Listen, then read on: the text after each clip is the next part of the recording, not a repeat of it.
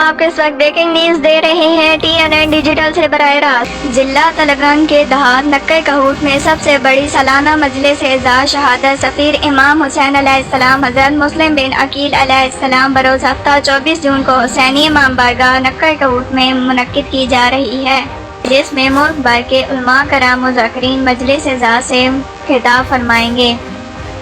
मिंबर नकीब के फ़राइज़ सैयद हबीब शाह हमदानी सर अंजाम देंगे। बानी मजलिस सैयद वकार हैदर शाह काज़मी के मुताबिक गुज़श्ता सालों की तरह इंतज़ामिया अपने फ़राइज़ बखूबी सर अंजाम देगी।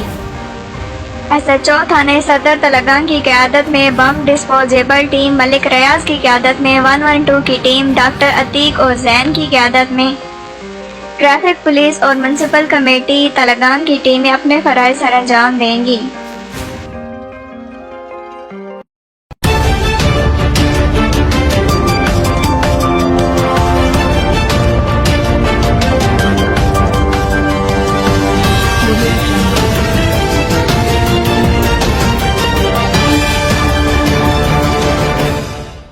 TNN Digital